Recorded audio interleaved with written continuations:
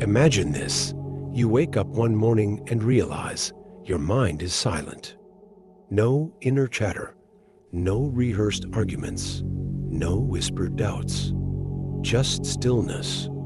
At first, it feels like freedom. But then, a creeping unease sets in. Who are you without the voice in your head? We assume thinking is control, that our ceaseless inner dialogue is reason's triumph. But what if it's the opposite? What if the more you talk to yourself, the more you imprison yourself in borrowed words, inherited fears, and second-hand beliefs? Friedrich Nietzsche warned of this. The most common form of human stupidity is forgetting what we were trying to do. Your thoughts aren't just yours. They're echoes of others, shaped by approval, fear, and unseen forces. So here's the unsettling question. What if the key to true clarity isn't more thinking, but learning when to stop? The answer lies in a silence most never dare to face. The voice in your head is not a guide. It's a tyrant. Nietzsche saw this clearly. Thoughts are the shadows of our feelings, always darker, emptier, simpler. We mistake mental noise for wisdom, believing that if we just analyze enough, we'll find answers. But the truth is far stranger. Modern psychology reveals a disturbing pattern. The more you engage in unchecked self-talk, the more you reinforce neural pathways of anxiety, self-doubt, and paralysis. Carl Jung called this identification with the thinking mind, a prison where the ego mistakes its own chatter for identity. Meanwhile, Schopenhauer saw it as the root of human suffering. We forfeit 3/4 of ourselves to be like other people. Society trains you to live in your head, to dissect, justify, and endlessly debate.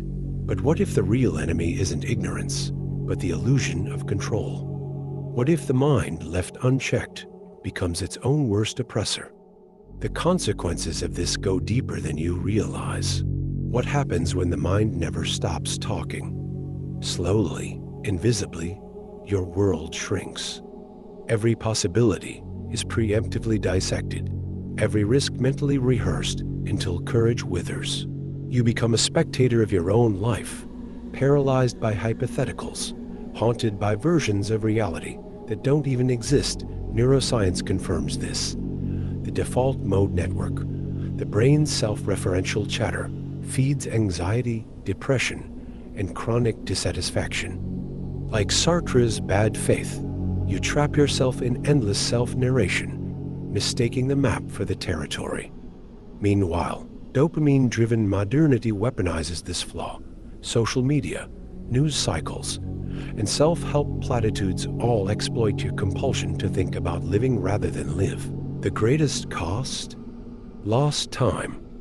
Days spent in mental reruns of past regrets or imagined futures, while the present, the only reality, slips through your fingers.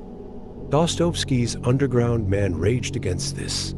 To be too conscious is an illness. And yet, the modern world worships at the altar of overthinking. But there is a way out, if you dare to rebel. The escape begins with a radical act, silence. Not the passive absence of noise, but a willful suspension of internal dialogue, what Nietzsche called the art of stopping thought. This is not meditation's gentle observation, but a fierce refusal to let the mind colonize every moment. History's freest thinkers mastered this. The Stoics practiced prosok, attention so acute it left no room for mental clutter. Zen monks used koans not to find answers, but to shatter the questioner. Even modern psychology agrees. Cognitive diffusion techniques reveal that thoughts are just weather passing through the sky of awareness. You needn't argue with every cloud. Start small. When anxiety whispers, "What if?" respond with, "So what?" When regret mutters, "If only," counter with, "What now?" Train yourself to act before the mind protests. As Jung warned, you are not what you think. You are what you do. The final truth, however, is even more profound. Here is the silent revelation. You are not your thoughts. You are the awareness behind them. The mind's chatter was never yours to begin with. It is a borrowed script written by fear, society, and the ghosts of unmet needs. Nietzsche glimpsed this when he wrote, "You must become who you are, not who you think you should be. This is why stopping the inner dialogue terrifies us. It forces confrontation with the raw and filtered self. No stories, no excuses, just existence in its purest form. In that void, something extraordinary happens. Intuition sharpens. Decisions arise not from paralysis by analysis, but from a deeper knowing. As Schopenhauer put it, talent hits a target no one else can hit. Genius hits a target no one else can see. The path forward is clear. Let your life speak louder than your thoughts. Act with a clarity that needs no internal commentary. And when the old voices return, as they will, smile and return to the silence that was always your birthright. Now, go live before you think yourself out of living.